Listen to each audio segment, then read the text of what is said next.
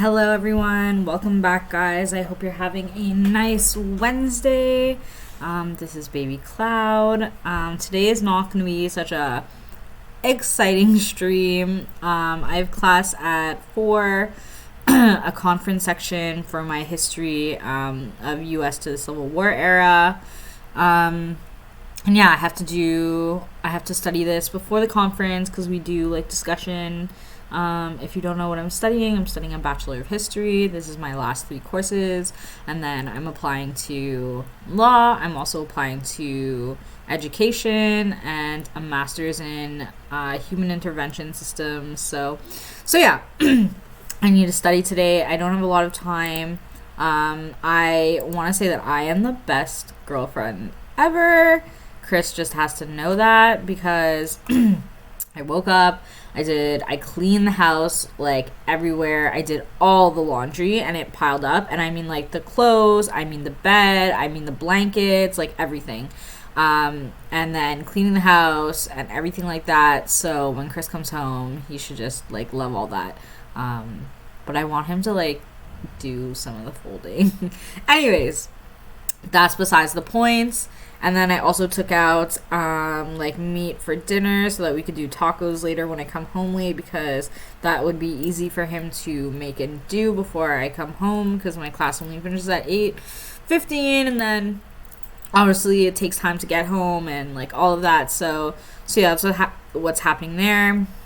And then I found out that for tomorrow, my class it's not canceled, but, like, the session is just recorded, so we don't actually have to go online because that class is on Zoom. And I just have, like, a lot of studying and stuff to do because I have 2 research papers due next week and I haven't really even started them. So it's going to be a lot. Like, I have a lot. And then I also have a presentation, not next week, but the week after on the Tuesday, that I have to work on with a partner who hasn't really worked on his part yet, but it's all going to happen. So yeah, today you're just gonna study with me, so it might be a little silent. I got a comment on one of my YouTube videos from yesterday saying, like, I guess, like, I talk too much in games and they just want to see me play. But honestly, like like, I've watched other streams for gamers, and when they're not talking, I honestly find it quite awkward, and then I'm not watching, like, a lot. So for me, I like talking a lot, like, in my streams, and, like, it's just how I want to stream. And, like, I watch other YouTubers and stuff like that to see, like, you know, how they react to these type of things. And if you don't like it, then you don't have to watch it. And if you do like it, watch it. But if you don't like hearing me talk, I mean, there's also a mute button, so you don't have to hear me talk. But, like, I like the engaging, like, YouTubers and streamers and stuff like that, and I like being engaging. Like, it's just who I am as a person. I like talking a lot. I like being engaging. I like talking about what I'm doing, what thoughts are going through my head. Like, this is a form of, like, me, like, I don't want to say, like, venting, but it's like a way to, like, express myself and get things out. So I appreciate the comments from whoever it was, and I'm taking your feedback, and I'll be maybe a little less talky, but I want to be that gamer that does talk a lot and, like, explains what's going on, what's happening, because oftentimes, like, I'll watch a stream and I have no idea what's going on and no idea, like, you know, because they're just there like this, like, gaming, and I'm like, that's great. But, like, I want to hear something. I want to hear you talk. I want to hear you engage with me, you know? So yeah. That is the points I wanted to make for my streams going forward. I don't know how many of you will watch this one and take it in, but I just wanted to say it because, yeah, I was just, like, I thought about it. I, like, read it, and I thought about it, and I was like, how do I want to, like, take this feedback? And I will be a little less talky, but I still will talk because I think it's cool for my channel. Like, other streamers won't, and I will be one who does. And yeah, that's pretty much it. So yeah, that was all. And I was like, I'm not gonna let this, like, make me feel bad or anything like that. Like, you know, like, if you don't like the content I'm, like, giving, and you don't like that I'm talking a lot, then you could go watch a streamer who doesn't. and who's just silent on the screen. There's no harm in that. And there will be streamers like streaming multiple games and stuff like that, you know, that will be quiet. And I will be the one who's not as quiet. So, yeah. Anyways, let's get into this. I need to watch 2 videos and do 2 readings. So, yeah. Here we go. I should turn this up, eh?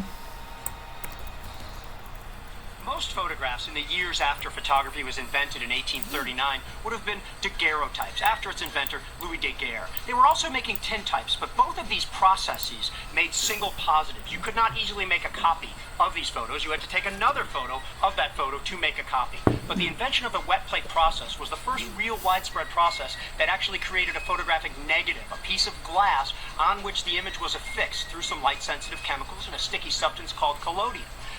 If you took that negative and put a black background behind it, that negative became a positive, and that is essentially an ambrotype. Wow. If, however, you took that negative and put it against some light-sensitive, maybe albumin paper, suddenly you could print that photograph in the sun. You could do it again and again and again, and you could make 1,000 prints from one photo.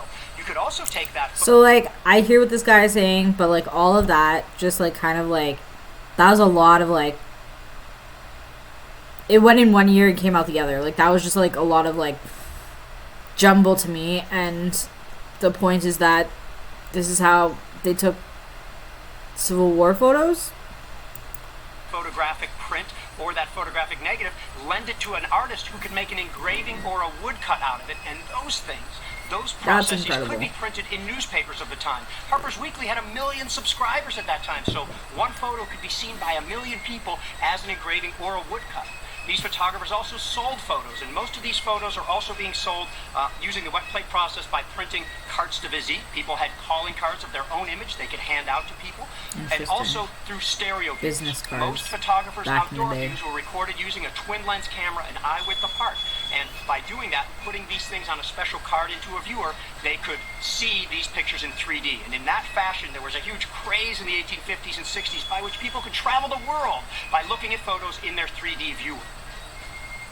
These very processes actually led to the birth of photojournalism, in my opinion, which started in 1862 on the Virginia Peninsula. After securing photos of not-so-fresh graves at Manassas, on the Virginia Peninsula, suddenly, Union photographers, Northern photographers, are securing fresh graves, and then a field hospital, and then going northward, dead horses on the Cedar Mountain battlefield, before coming here, where we stand at Antietam, where they secured 20 photos of dead soldiers on the battlefield. And these photos, when they were debuted in New York and elsewhere, shocked the nation. This was not a glorious war. This showed grotesque, bloated soldiers far from home, face pressed to the earth. It was not what they had pictured a battlefield to be. I have to say that when I see photos like this, I'm just like, in my head, I'm like, I know this is history, and I know it's real, but at the same time, because it's so historical and because it's an image, like, I don't feel like it's real anymore. Like, I don't feel like it's real. Like, what I'm seeing, I feel like is, I don't know how to explain it better. And, like, I take it in, and I know it's real, and I'm like, this is real, but I just can't, like, believe it, and I can't believe that they captured these things back in the day, and this was, like, a realistic thing. Like, these are a bunch of dead people in a trench. Like, that, this is real. Like this happened, just like COVID happened, and how, like, there were, like, curfews, and we spent so much time inside. I was just discussing that with a friend, like, yesterday night after work, and it was just like this is real. It really changed people's perception of war. Only on a few more occasions, notably at Corinth, Mississippi, at Fredericksburg twice, at Gettysburg, at Spotsylvania, and Petersburg, were Union photographers able to secure photos of the dead where they fell. So it's a very finite resource. 97 photos These are taken people's of dead family soldiers on members. battlefields in total, and that's why we study them very. See, like, because in movies, like, you see a lot of blood with death and stuff like that, and this, I'm not, like, seeing a lot of blood and stuff. So it looks like as if I was watching a movie, and they made a movie out of this, and it was like, but it's real. Like, these are real photographs of people who passed away, who died in battle, and they're people's family members, and I just find it so sad and so morbid and so intense, and yeah, I just find it really intense to see stuff like this. Like, There are other important things to know about Civil War photography. I can't believe it when I see stuff like were this. taken by Union photographers in the East. The South quickly ran out of photochemicals. The blockade really worked, and these chemicals were slow to reach to the West. And the vast distances between battlefields in the West compared to the East made it so that most photos were recorded by Union photographers in the East. These photographers managed to secure at Charleston a photo of actual combat, and you see troop movements actually at Second Battle of Fredericksburg. But there are also a lot of myths associated with Civil War photography.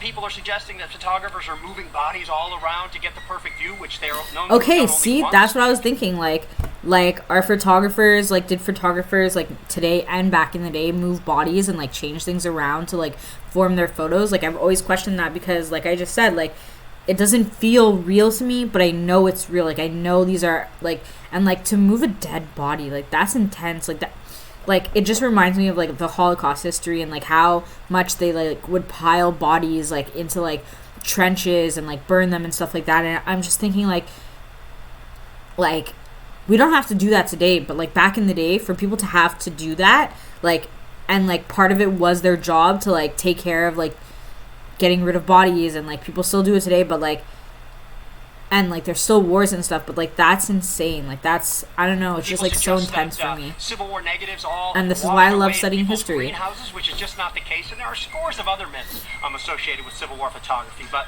the negatives are there.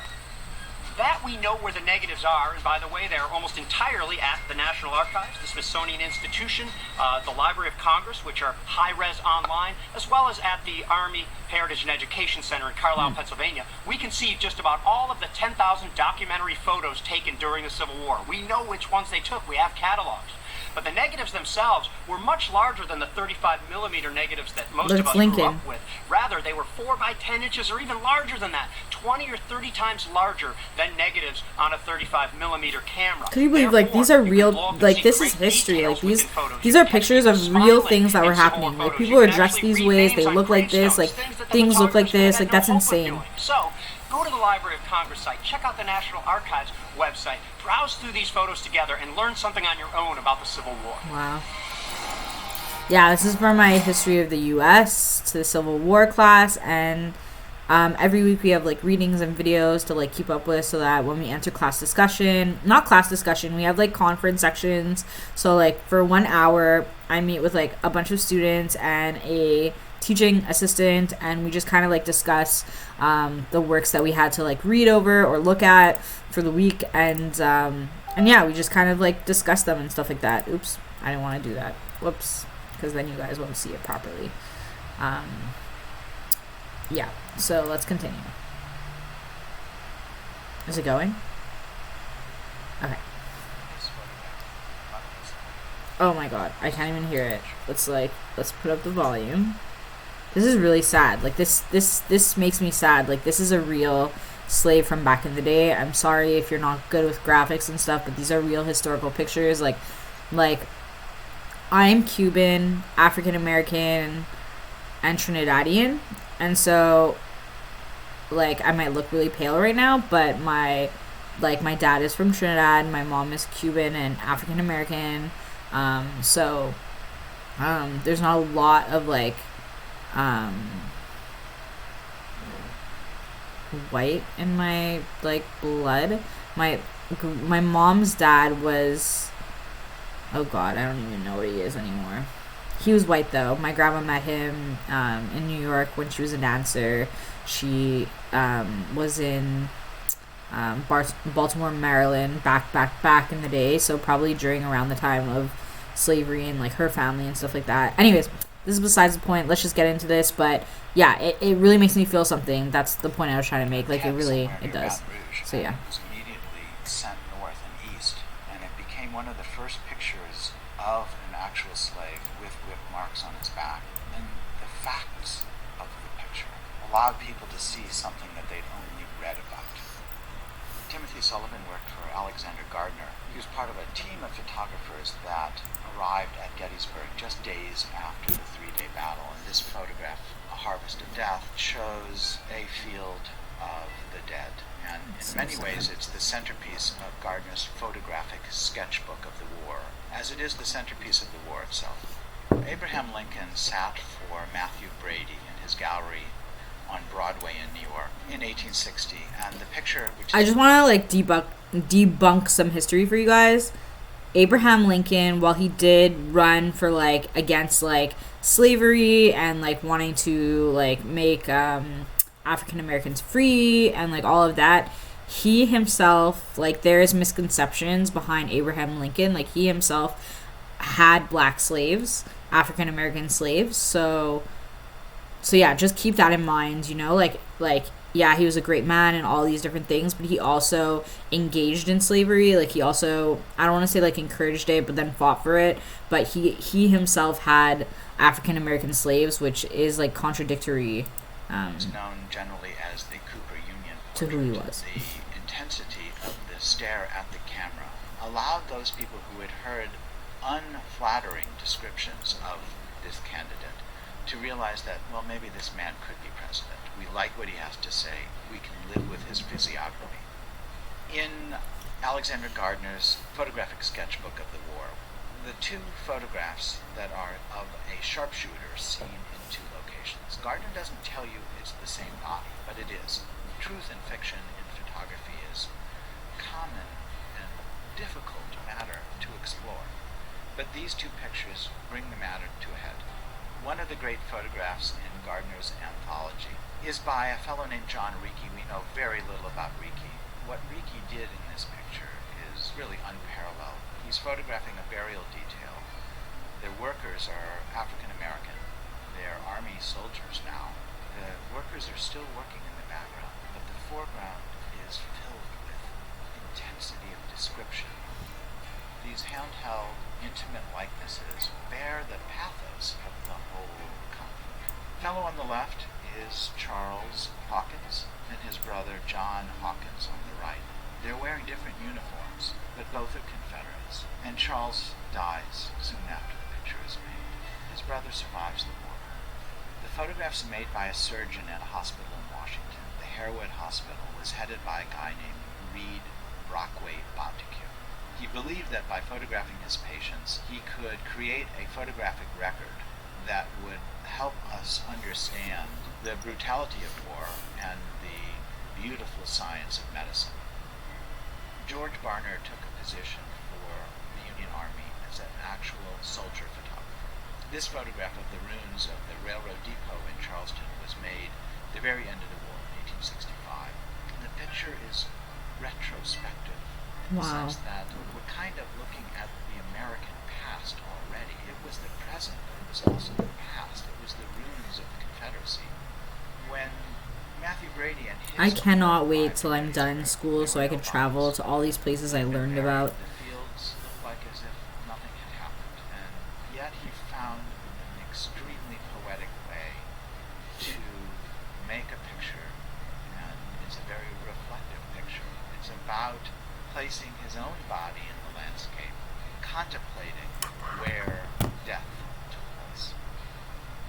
In this photograph of a woman holding in her hand two pictures, we don't know if it's her brothers or her husband, but we do know that she has cradled these pictures so lovingly, and she's taken them back to the photographer's studio to sit yet again for a picture. It brings up the question about memorial. After the Navy and Army took control of South Carolina, the plantation owners disappeared, leaving behind their slaves. The picture is in an interesting space, politically and historically, because the subjects are former slaves, but because it's before emancipation, they are just simply working the land where they have lived and worked under their plantation masters.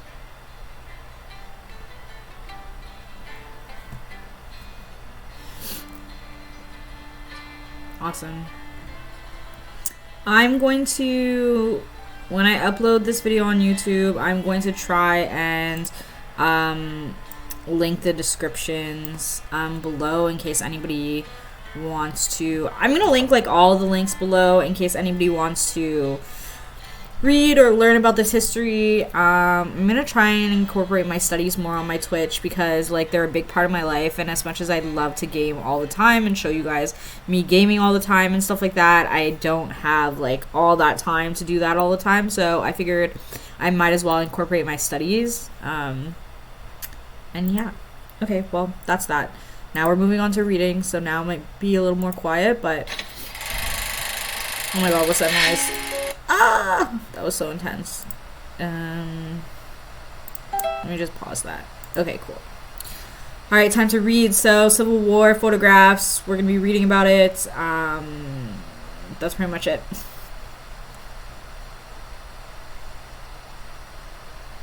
I might zoom a little. What do you guys see? Okay, cool. Sorry if it gets quiet. And like if I stay on things for a long time, it's because I'm processing in my head. When I read history, I kind of envision it like a movie, and I like picture it like actually happening, and that's how I read and process things. So yeah.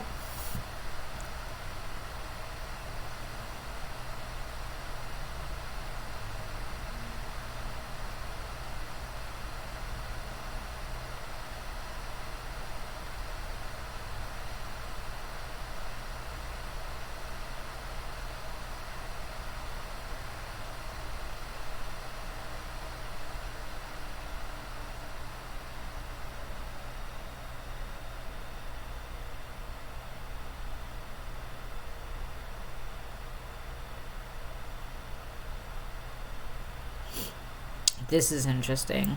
They used wet plate collodion negatives. They couldn't capture any action because it took 5 to 20 second exposure, which is interesting. So I guess they took like more like group kind of negative photos like this.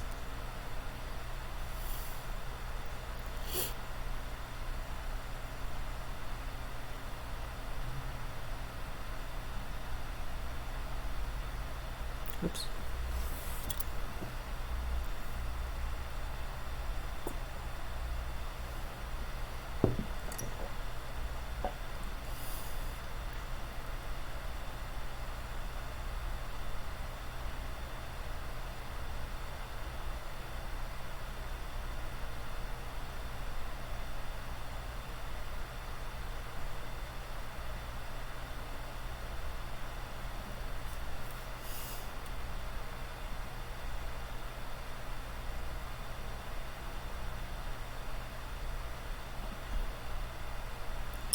So one of the questions that's popping off out of my head is photographers back in the day, I'm assuming like Matthew B. Brady in the Civil War, were risking their lives photographing like the war and stuff like that. So they weren't actually soldiers, they were photographers, but I don't know if like they were there during the actual war themselves, or they were only there after like the aftermaths and they came and took like aftermath photos. I don't know, like I'm curious about that. So it's like one of the questions I'm having in my head, but maybe we'll read more about it.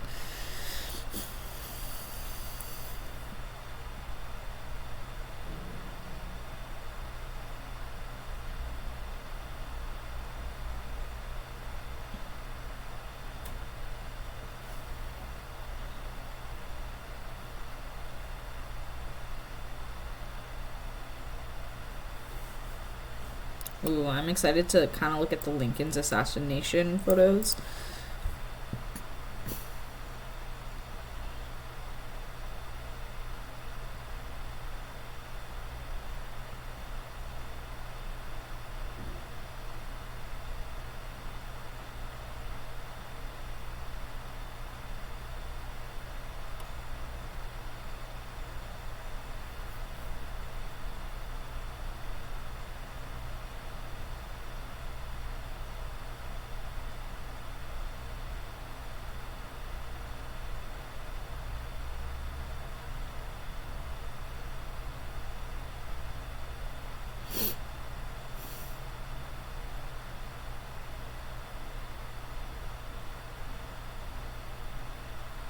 Do I want to click on all of these? Is it going to lead me to like a different thing in each, I guess. Wow, that's intense.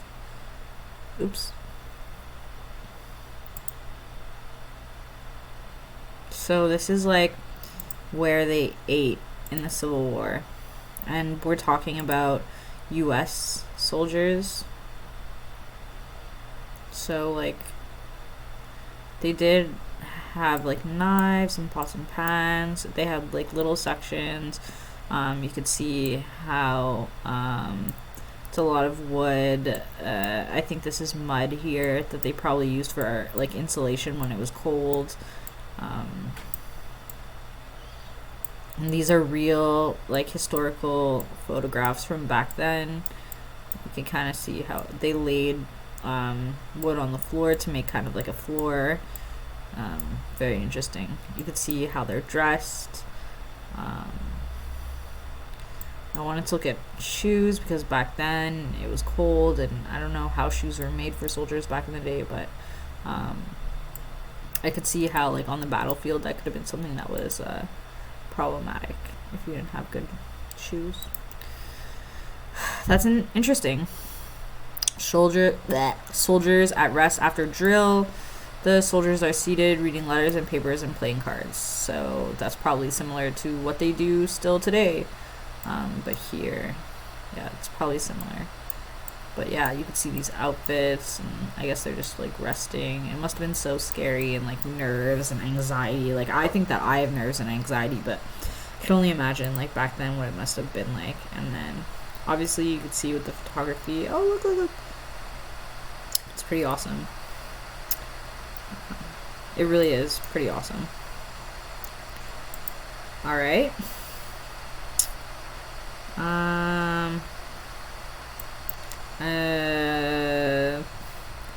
I guess the marching band type thing, the war band. And even back then they had like pretty crazy instruments. Oops, sorry. Oh.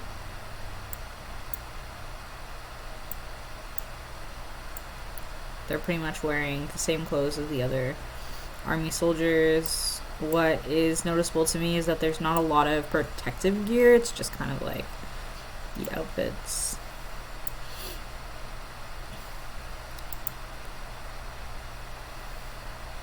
Winter quarters. Soldiers in front of their wooden hut. So pine cottages. Okay, so they had some like roofs and stuff. They probably had to chop a lot of wood to make it the way it is.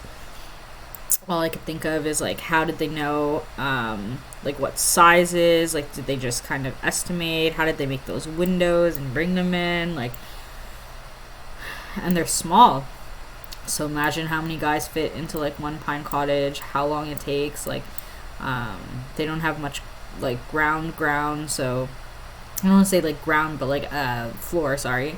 So I mean, I don't know how much sweeping we'll do, but this is back in the day. And this dude at the top, maybe eating something, maybe checking the roof, the tiles and stuff. I don't know what's happening here. Brushing his shoulder off. But this is very interesting. Army units. Engineers.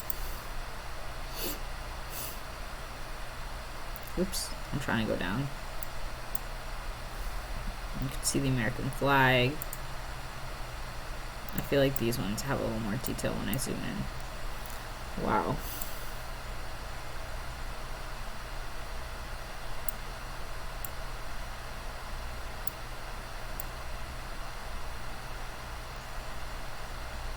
Isn't it amazing to see things like this, like back in the day in history? Like, trying to imagine what that must have been like. Colored volunteer infantry, so I'm thinking this is African Americans, and they forced them to be soldiers, which is really shitty. There's quite a couple movies and stuff on it. Yeah, look at this. How fucking sad is all of that? And then there's this guy looking like Hitler, taking all of these men away from their families. And there's an American flag in the background, kind of like folded over. Oh, and some here. The picture couldn't capture all of that, and then you can see more people over there. They're, I guess, trying to grow trees over here. Very interesting. Anyways, it makes me really sad to see stuff like that. Infantry. So these are the people who heal people. I don't know. Come on, scroll down for me. Okay, so I'm gonna click off to number 2 and just kind of look. They wore like almost like cardigans, some of them. Look how young some of these people are. Like, they're like young adults. Some are older. Some to me look like teenagers. Like, what is interesting is that they're all men. Like, I haven't seen a woman yet. But that goes with history, obviously. But it's just important to note that. Battery and drill. So they're running drills here in these photos. So let's go to this one because it gives me a little bit better quality to zoom up on. Look at the cannons. People really use that. You can see their faces are very plain. They had to, like, there's a lot of issues with cannons like this. Like, if it misfires and fires back, then you could really hurt yourself. Look at all the horses. All these beautiful animals that would have died also back in the day. It's quite something to look at. Yeah.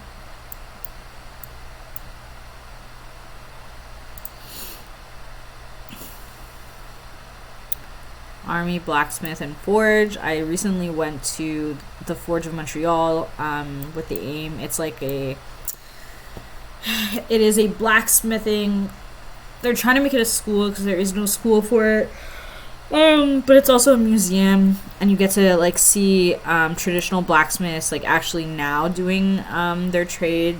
So basically, someone from Montreal went to learn how to be a blacksmith, like where it actually is being taught. So they started as an apprentice, and then they became a blacksmith. They came back to Montreal. They bought a old building. They restored it with their father, and they started turning it into a blacksmith shop. And then we went there, which is what my last paper was on, my last research paper, about like why it's important to have blacksmiths back here and how it can be a form that's very sustainable and using like iron and all of that. But anyways, we're focusing on this right now. So this is the blacksmiths and stuff. You can see like they have their anvil. I got to actually see a blacksmith work like this, but they also need like a really hot fire somewhere to like really forge tools and stuff. But back in the day, I would assume that they were there like that because they needed to like help with weapons and other like iron or metal tools that they would have needed during the war. And then this. So our original photographs taken during the War of the Rebellion. More than a quarter of the century has passed away since the sun painted these real scenes at the Great War, and their negatives, they've undergone chemical changes, difficult to get work to get prints from them.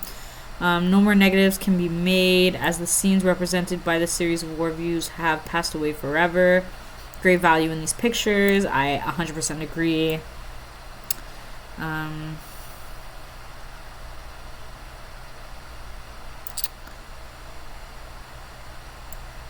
If there was but one negative of Watkin Glen in the existence of Watkin Glens itself, it would entirely wiped off the face of the earth. And if this one negative was old and dense and very slow to print, and if all the people of this country were as much interested in a view of Watkin Glen as they are seeing the real scenes of our Great War, so faithfully produced, then and only under such circumstances, such Watkin Glen's pictures be compared to photographs taken at the front. During the days of 1861 and 1865, the gentleman acknowledged the corn Took the war views he wished for paid and reasonable price. Asked them.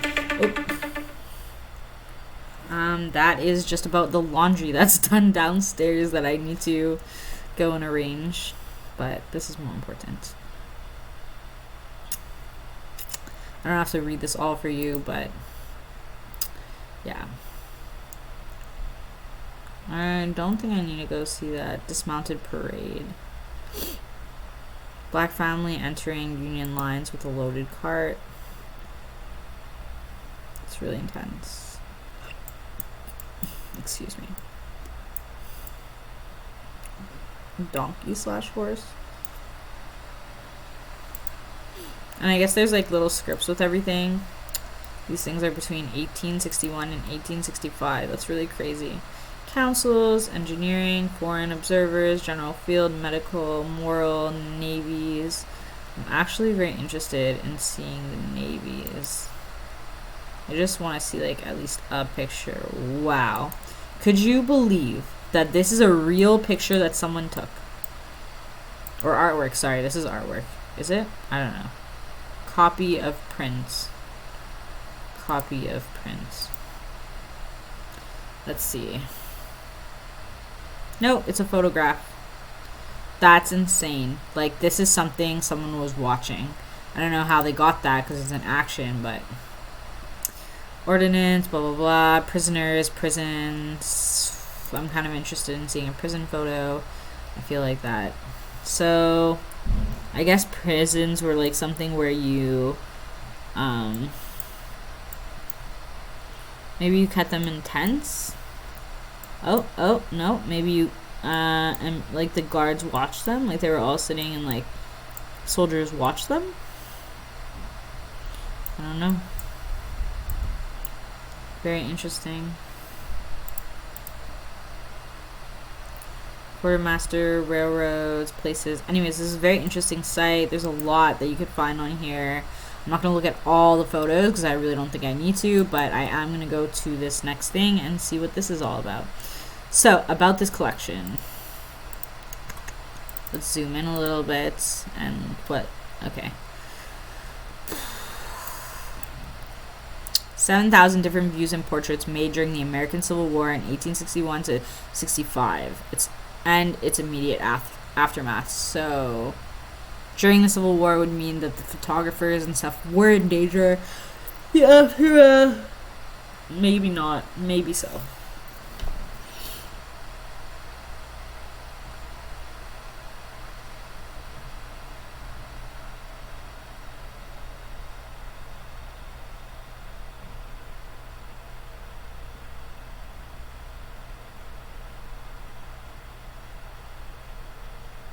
I want to rewatch the videos because I don't think I took enough from them, and since like these are such small pages, I just think it'll be beneficial for me to rewatch these videos, so feel free to stay and watch. I'm gonna have to turn that down a little bit because the other video is really loud and this one is not necessarily needs to be that loud, but yeah, let's just change that.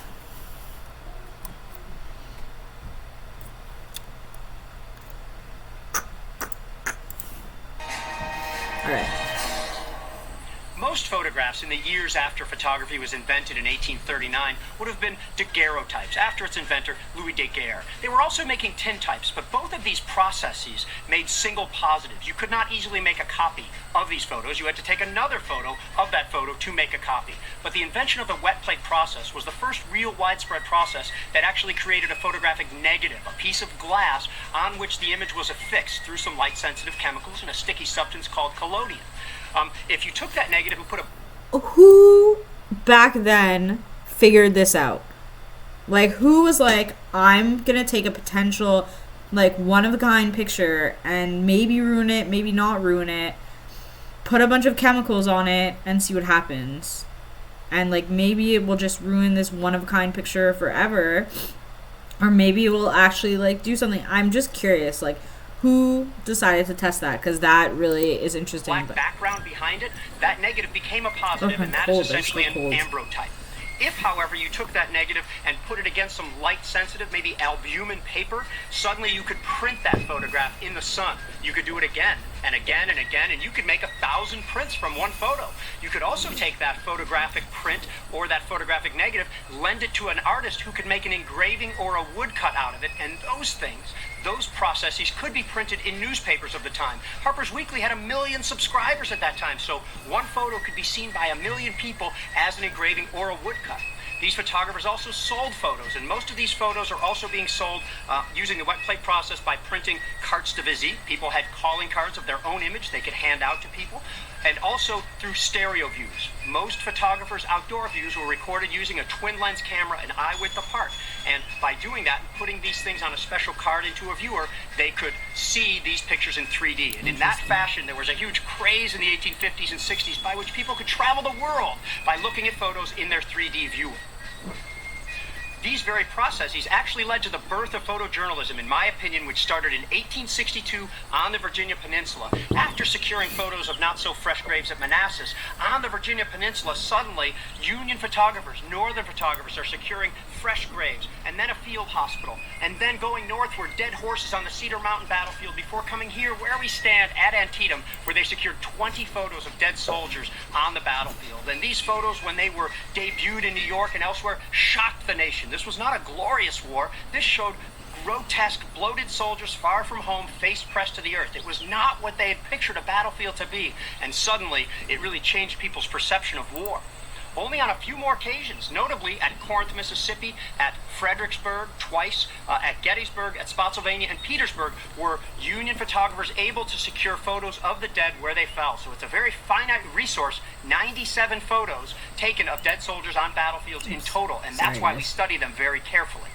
There are other important things to know about Civil War photography, such as that most Civil War photos were taken by Union photographers in the East. The South quickly ran out of photochemicals, the blockade really worked, and, these chemicals were slow to reach to the West, and the vast distances between battlefields in the West compared to the East made it so that most photos were recorded by Union photographers in the East. These photographers managed to secure at Charleston a photo of actual combat, and you see troop movements actually at Second Battle of Fredericksburg.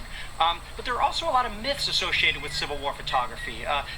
People are suggesting that photographers are moving bodies all around to get the perfect view, which they're known to have done only once. People suggest that Civil War negatives all have washed away in people's greenhouses, which is just not the case. And there are scores of other myths associated with Civil War photography, but the negatives are there. That we know where the negatives are, and by the way, they're almost entirely at the National Archives. They basically had file folders back in the day. Like, I don't know if you just saw this, but they had file folders, or what looks like file folders. Anyways. 4 by 10 inches, or even larger than that. Okay, so that I got. I'm kind of interested in seeing people's comments.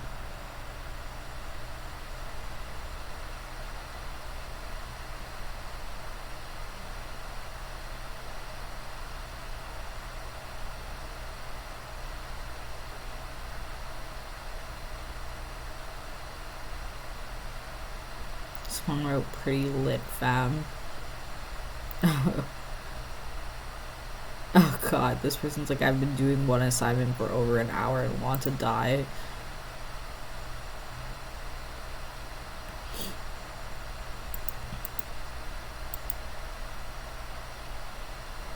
Oh gosh. Interesting comments. And now the other video. Let's go back to it. I'm gonna have to turn up the volume.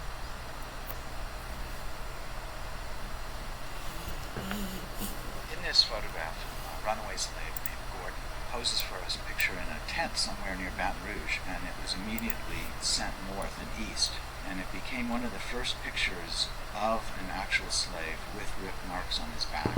And the facts of the picture allowed people to see something that they'd only read about. Timothy Sullivan worked for Alexander Gardner. He was part of a team of photographers that arrived at Gettysburg just days after the 3-day battle. And this photograph, A Harvest of Death, shows a field of the dead. And in many ways, it's the centerpiece of Gardner's photographic sketchbook of the war, as it is the centerpiece of the war itself. So Abraham Lincoln sat for Matthew Brady in his gallery on Broadway in New York in 1860, and the picture Abe looked so skinny and as the Cooper not Union healthy. portrait, the intensity of the stare at the camera allowed those people who had heard unflattering descriptions of this candidate to realize that, well, maybe this man could be president. We like what he has to say. We can live with his physiognomy.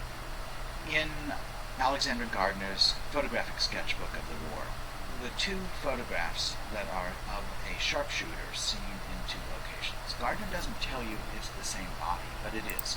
Truth in fiction in photography is common and difficult matter to explore. But these two pictures bring the matter to a head. One of the great photographs in Gardner's anthology is by a fellow named John Ricci. We know very little about Ricci.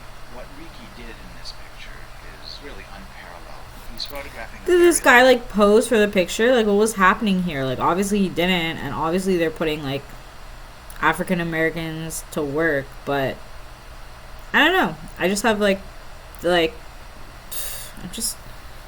can't believe what I'm seeing. I don't know. Their workers are African American. They're army soldiers now. The workers are still working in the background, but the foreground is filled with... There is a movie on Netflix. I forget what it's called, but it shows you the life of two farmers around this time, like during the American Civil War, if I'm not mistaken. One is white and the other one is African American, or they're two families living in the South. It's so amazing, like such an amazing movie. Like, Chris didn't want to watch a history movie with me, but I got him like to watch it with me, and then he was even impressed by it. But basically you see like this, like in the African American family, one of them goes to war in the military, and in the white family, one of them goes to war in the military.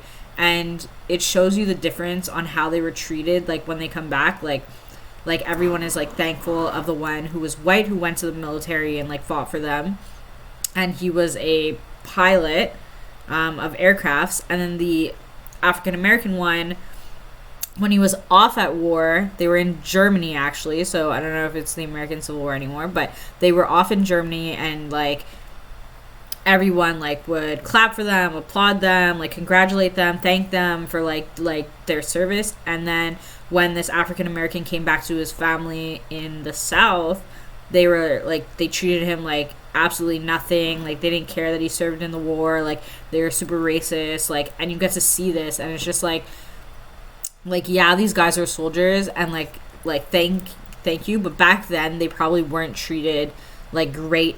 Even though they were soldiers, like they were still probably treated like slaves. And like in that Netflix movie, they show you like KKK members like totally like cutting out his tongue and like beating him, and like all the way to like death.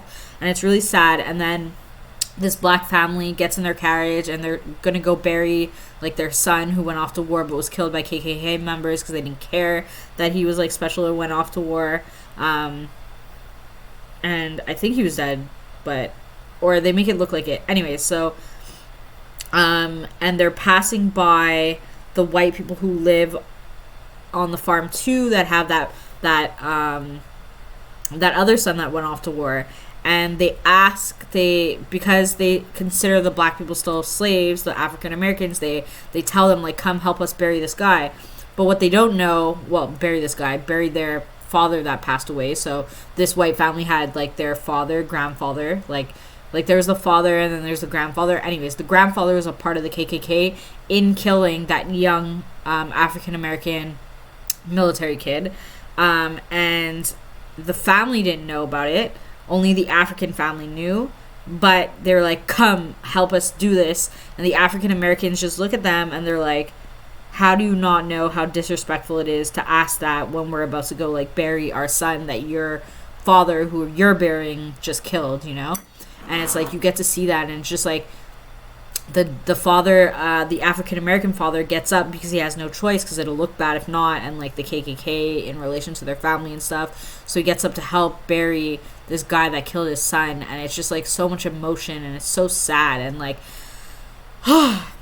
yeah, anyways, let me continue this while I look for the movie, and I will also put the movie in my description so that if anybody wants to go watch that, you could watch that also, because it was honestly amazing. Is Charles Hawkins and his brother John Hawkins on the right. They're wearing different uniforms, but both are Confederates, and Charles dies soon after the picture is made. His brother survives the war. The photographs made by a surgeon at a hospital in Washington, the Harwood Hospital, was headed by a guy named Reed Brockway Montague. He believed that by photographing his patients, he could create a photographic record that would help us. It was about World War II. It's called Mudbound. It came out in 2017. Honestly, I'm gonna play the trailer because. Okay, I feel like I've seen this, but I really think that showing you guys the trailer for Mudbound is so amazing. And it's based off of World War II, and you should definitely watch it. It was going to be one of my history papers, but I ended up choosing something else. Yeah. So I highly recommend you watch this movie if you're into history, if you're into the world wars, or you're into African American history and slavery and like the difference and everything. This was such a beautiful movie. It was just so beautiful. How long you been back from overseas? Oh, just a couple of weeks. Much obliged, Mr. Triple Banks. You give yourself a wonderful day. Take care.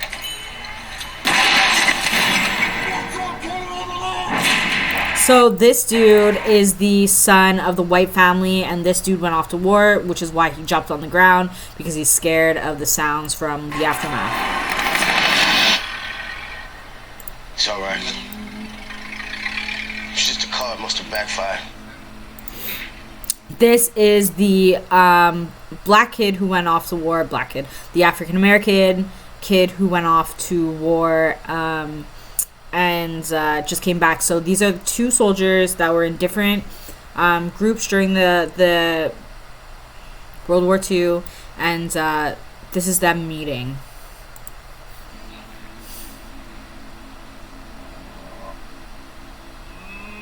They say it stops eventually.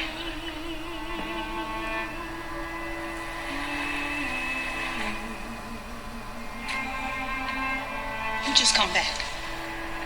Come all the way back. This movie is so good. Like, I highly recommend you guys watch it. Like, I'm sorry I'm stopping it, but it's just so good. Like, My nightmare's always the same. I scream. But there's nothing coming out. This place, this law, we don't belong to them. And I think of the farm, think of mud, encrusted knees and hair. Our family's in trouble. You understand that? Do you? What's the worst thing you ever did? You betray your own blood. so that white kid's family that was in, like, that Caucasian guy who was in the war, he became friends with the African American who was in the war. They became friends, and back then you couldn't, like, a African American couldn't ride in the front with a Caucasian man. So for them, they were both military soldiers, so they were like, no, like, the Caucasian guy was like, no, you're gonna ride in the front seat, like, don't sit in the back of my truck, like, I will drive you home and you will ride in the front seat with me, because he didn't care about race. Like, he was, like, past that. He was like, you are a soldier, I respect you. So the African American would always have to hide. But what happened, the reason why, what sparked, like, the whole him getting beat by the KKK thing was because they saw him in the truck with the son, and then they were like, this isn't happening anymore, like, we're going to You can't even see your punish own you. life is miserable. Silence. Oppression. Oppression. Fear.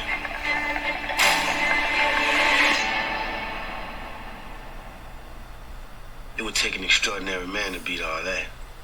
Amen.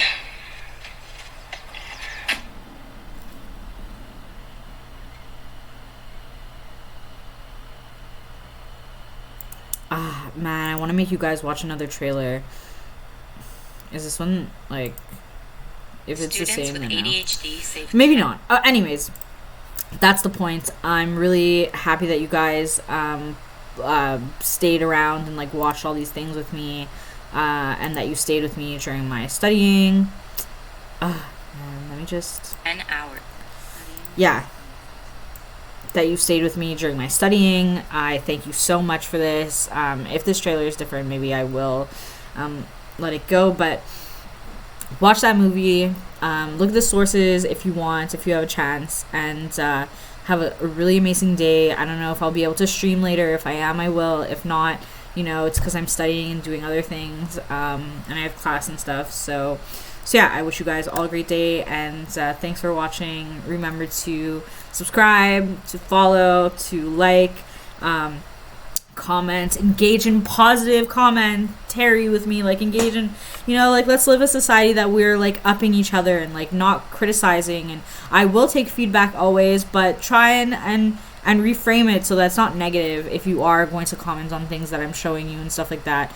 And yeah, wait, let's see. Maybe this is different. In my mind. Way down in the water. I held his I think it heartbeat is. in my hand. Yeah. Way down in the water. All that time he was gone, I only prayed for him. Over there was a liberator. People lined up in the streets waiting for us. Exactly. See, this is what I was explaining. Like, when the African American was off the war, like he just said, people were lined up in the streets. Actually, there's a But when he's Jeremy back, too. I'm coming back from the see, he misses it. Like, he missed being away from the South because the South was so racist back then. A lot of places were. We're always talking about our own and our own powers. The only way to get up from under them foot. running back from the side. Don't want you working for them. I won't be working for them. I'll be working for us. So, the African American family was already working on the farm. They were trying to pay off money to own the farm and move away or something like that. And then this Caucasian family came. The husband bought a farm and he told his wife, oh, we're going to live a nice life on a farm. It didn't become that. It was a lot of work. It actually put them in a bad place. Their kids got sick, and then they went to the African American family who wasn't like they're slaves or anything, but because they're African American, they like essentially had to listen. So they went and they're like, you're gonna work for us, even the mom. But the Caucasian mom was like, I will pay you. And the African American mom was like, if this is good for our family, like I'm gonna get extra money. But the husband was like, I don't want this, and as a result, like things turned sour. I went off to fight for my country to come back and finally had and change a bit. I don't know what they let you do over there, but you in Mississippi now. You use the back door. Boy, you find trouble. Jamie saw in a different way. And when his eyes were on me, I felt like I was no longer invisible. I seen you sniffing after him. Maybe Henry is too thick to notice, but I ain't. You better open your eyes, big brother. You're so busy worrying about yourself and your farm, you can't even see your own wife is miserable. They work this land all they life. I used to walking away from a fight. I no more. This land that never would be theirs. You don't need to go, Jamie. I can't stay here. They worked until they sweated. You'll be okay. They sweated until they bled. They bled until they died. Died clawing at the hard, brown back. That would never be theirs. When I think of the farm, I think of mud. I dreamed in brown.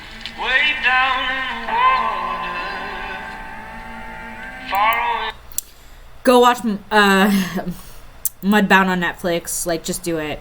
I'm gonna put all the links below. I'm gonna upload this video on YouTube, so whoever's watching on YouTube, like, feel free to get involved with it, and let's change society, because I've been working with my university to put in more strict inclusion and diversity training, because we recently had an issue at my university where a teacher from McGill University came in as a guest speaker to one of the classes for First People Studies, and they told the students that Cree indigenous peoples were less affected in history, like in residential schools, like they were treated less badly in comparison to others, and indigenous students walked out because like this cannot be true. Like just the fact that they are in residential schools back in the day is like already horrendous, you know. Like what this means, if you're not familiar with it, is that back in the day, Caucasian people, US people, whatever, they would take African American indigenous children, Aboriginal indigenous children from their actual like homes, like with their like indigenous families and stuff like that, and they would force them to be in residential schools that were very much touching on like religion and other things to make them proper, in a sense, like proper to them, which was really unfair. They treated them weird, they dressed them up, like all these different things, like away from their culture, away from their families, which is wrong. So to say that Cree indigenous people specifically were less affected in residential schools is such a absurd comment. So I worked on calls to action within like my academic committee and stuff like that, so that we could create more ways to vet people like when they're speaking about stuff like this, and this goes for students, for staff, for like not just for guest speakers, you know, but guest speakers definitely need to be vetted more. So more diversity, inclusion training, and indigenous training, and try and like add quiz components where they'll be locked out of like their faculty or students like services like on the university, so like things like to check up on your coursework or like, you know, whatever it may be, but there needs to be consequences so that people take it seriously and they start doing it. And then also re-looking at the sexual harassment trainings to make it more strict. So like all of these different type of things are things that I will be following up with. I am a person who has heritage of color. I always like think back, like my grandmother's family and my family lived in the South. They lived in Baltimore, Maryland, which was very much the South. And one day I hope to travel there to kind of see everything and to see where my heritage came from, and also go to Cuba and see that too, and Trinidad, because there was slavery in all these places. And it's just like intense to know that, and it's still happening today, and like I can't accept that. Like I feel like it's just so unacceptable, and it's one of the reasons why I want to go into law. And then in addition to that, like there's so many other things I think of, like women and their rights, and like how they were affected and like not able to go to school back in the day, and how they're still being affected today. There are still some countries and some people and who have different thoughts on women in education and women in proper jobs and like their rights and stuff, and there's so many things, like there's so many issues still happening within the world. So I guess my video today with this all studying and stuff like that is try to be the best person you could be, because we are all human. Animals are living things also, like all of these different things. Like just be the best person you could be, because that's like really how you will change society and people. And no matter what other people say, like who cares? Like you want to be better, you want to be an example for other people, like you want people to be accepting of everyone and like not have like prejudice and like biases and like anything like that. Like I'm not biased towards Caucasians at all. Like my boyfriend is Greek, and well, he looks white. I guess he's not really Caucasian in a sense, but I have friends, like, you know, I have friends of all different colors. Like I love everyone, like I really do love everyone, and I can't condone racism or anything like that, or like people like attacking marginalized groups in any sort of way. It's just like wrong, and we just need to make a better planet and a better society that's less negative and more like help, like helping, like they want to help, like you just want to help, like you see an issue and you're like, I want to help, like I want to make sure like bad things don't happen. And that's all I wanted to spread today. So yeah, I'm going to start getting ready for class because I'm gonna have to leave in not long. And yeah, thank you for today. Like I said, like, follow, subscribe. I'm sorry if I talk too long or too much, but this is how my channel will be and who I will be on my channel. Sorry, I drank too fast and now I'm having like burping and stuff, but yeah, Thank you very much, guys. Have a nice day.